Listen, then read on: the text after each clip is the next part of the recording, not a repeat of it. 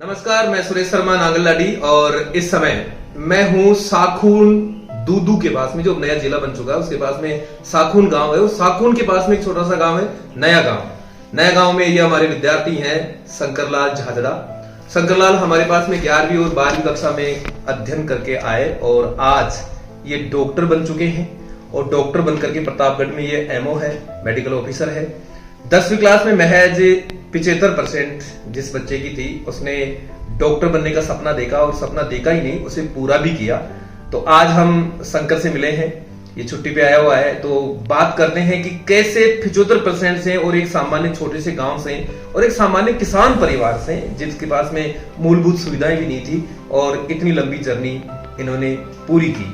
तो सबसे पहले तो आपको बहुत ढेर सारी बधाइयां, शुभकामनाएं कि आज आप मेडिकल ऑफिसर बनकर के बैठे। तो बताइए कि कैसे जर्नी शुरू किया आपने 75% से डॉक्टर तक की। बहुत बहुत धन्यवाद सर, आज हमारे आप घर पे पधारे। सर मेरी जर्नी स्टार्ट हुई, जो मेरे बड़े भैया उन्होंने 12th सुप्रीम बाल भारती से की, तो वहाँ पे 2-3 महीने के लिए मदन जी सर जो अपने मैथमेटिक्स के टीचर है SRK में, वो वहाँ उन्होंने ट्यूशन करवाई थी वहाँ पे। तो वहाँ से कॉन्टेक्ट था भैया का। तो मेरी 10 में 75% बनने के बाद मदन जी सर से कांटेक्ट हुआ भैया का कि भाई इसको आगे क्या करवाएं, क्या पढ़ाएं आगे। तो उन्होंने SRK का नाम लिया जो कि जोबनेर में है। तो फिर मैं यहाँ से जैसे जब वहाँ पे स्कूल स्टार्ट होती है तो मेरे भैया ने मेरे को वहाँ भेजा उन्होंने। तो मैं शुरू से मेरी यही मनसा थी कि मैं 2-3 दिन जाऊँगा वहाँ पे, ट्रायल लूँगा भाई कैसे पढ़ाई होती है, क्या करती है। मैं अपना बैग और एक कंबल हाँ, मुझे याद है, बैग और कंबल लेके गए तो बिल्कुल देखूंगा, मैं इंस्टीट्यूट को देखूंगा। मैंने कहा भाई हमारे इंस्टीट्यूट की शादी करने की अभी मेरी इरादा नहीं है, मैंने इससे मजाक किया। लेकिन ये 5-7 दिन तक वहाँ पे रुके, तो 5-7 दिन में कैसे मतलब पता चला आपको भाई अच्छा है?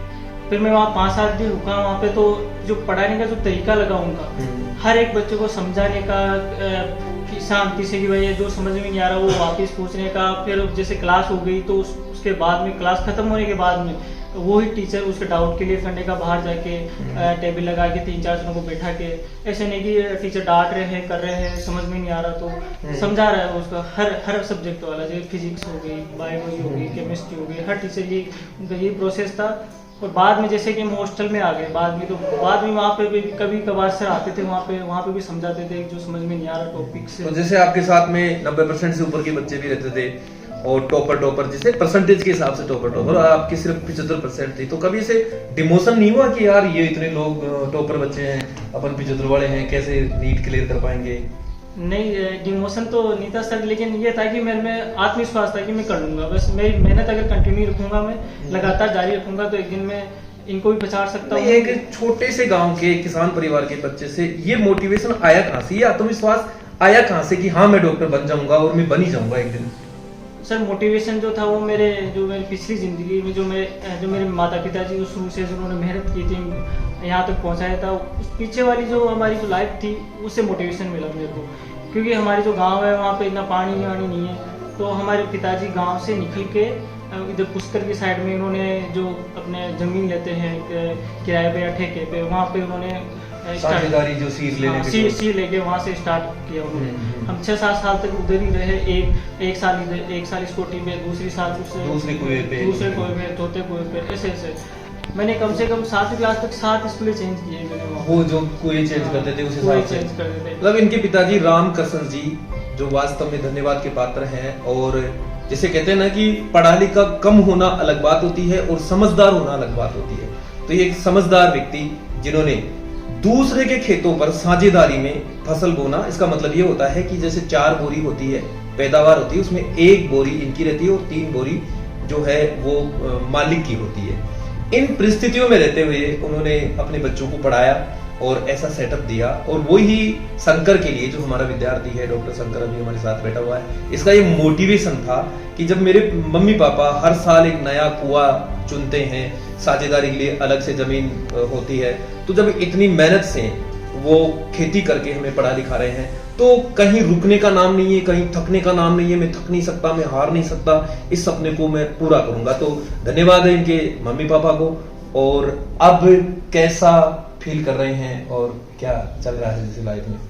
अभी सब बढ़िया चल रहा। बस ये है कि मैं SRK स्कूल को धन्यवाद देता हूँ कि मेरे को वहाँ पढ़ने का मौका मिला 11वीं 12वीं। वहाँ पे मतलब मेरे को चीज़ें समझने का मौका मिला, आगे का मार्गदर्शन मिला, टीचरों जो टीचर साथ थे उन्होंने साथ दिया हर पल। 12th के बाद भी साथ देते रहे। जैसे मैं वहाँ कभी कभी जाता था तो वहाँ पे मोटिवेशन, अच्छा गाइडेंस मिला उनसे। ये था कि SR के स्कूल का, अगर SR की स्कूल नहीं होती ना तो मैं आज यहाँ पे नहीं हो पाता। ये बड़ापन है तुम्हारा, ये तुम्हारी मेहनत है, बाकी मतलब एक लगाव है तुम्हारा, और तुमने जो अचीव किया है वो बहुत, मतलब हम भी आपको बधाई देते हैं। तो और क्या देना चाहेंगे, जैसे इस साल 10वीं क्लास पास करने वाले बच्चे या जो कम परसेंटेज के बच्चे जो उनकी उम्मीद के अनुसार नहीं बनती, उनको क्या कहना चाहेंगे? मैं उनको ये कहना चाहूँगा कि मतलब अगर आपके 10वीं में कम परसेंटेज बनेंगी, उसका ये था कि आपने मतलब 10वीं में मैं उनको 10वीं क्लास वाले लड़कों को ये कहना चाहूँगा कि अगर आपके 10वीं में कम बन गए उसकी कोई दिक्कत नहीं है, आपने कम मेहनत की होगी। बहुत सारे रीज़न होते हैं कम परसेंटेज बनने के, लेकिन ये है कि बस आगे एक अच्छा इंस्टीट्यूट चुनो, अच्छी स्कूल चुनो, कि अच्छी स्कूल का फ़ायदा मिलता है। आप अच्छी स्कूल में नहीं जाओगे। नहीं, जैसे कई बार ये होता है कि मैं तो बोर्ड करूंगा, पहले फाउंडेशन नहीं करूंगा, मुझे नीट की तैयारी बाद में करनी है, तो 11वीं 12वीं के साथ ही करनी चाहिए या बाद में करनी चाहिए? नहीं, 11वीं 12वीं के साथ ही करनी चाहिए। अगर आप फाउंडेशन कर रहे हो तो पहले से लक्ष्य लेके चलो अपना, ये 11वीं 12वीं से, क्योंकि बहुत सारे बच्चे कर रहे हैं कि 9वीं 10वीं में चले जाते हैं तो अपन फिर उनसे क्या पिछड़ जाते हैं। फिर 9वीं 10वीं से नीट की तैयारी करते हैं। हाँ, तो अपन यहाँ गांव है अपना, गांव परिवेश वाले लोग भेजते नहीं है 9वीं 10वीं में, तो कोई दिक्कत नहीं है। आप 11वीं 12वीं से स्टार्ट करोगे तो कोई ज़्यादा देर वाली बात नहीं है। भाई नीट का सिलेबस 11वीं 12वीं का और बोर्ड का सिलेबस सेम ही है? सेम ही, बिल्कुल सेम सर, कोई डिफरेंस नहीं है उनमें, कोई अलग कुछ नहीं पड़ता। तो आपकी जर्नी यही समाप्त हो गई शंकर की, डॉक्टर शंकर की, जब अब MO बन गया, या फिर और आगे कुछ करना है, पढ़ना है कुछ आगे? और नहीं, अभी जर्नी तो सर खत्म नहीं हुई, तो आगे कोशिश करेंगे PG करने की किसी अच्छे ब्रांच से। बाकी चलती रहेगी सर जर्नी, तो पढ़ना है तो ये तो जिंदगी भर चलता रहेगा पढ़ना। अब तो मकान भी शानदार हो गया, बढ़िया है, लाइफ अच्छी चल रही है, मतलब हाँ अच्छी चल रही है, माता पिता के आशीर्वाद से, गुरुजनों के आशीर्वाद से। जब हम ये 12th क्लास में हमारे पास में था, 11th 12th में, तब मैं यहाँ आया था तो सिर्फ 2 कमरों का मकान था।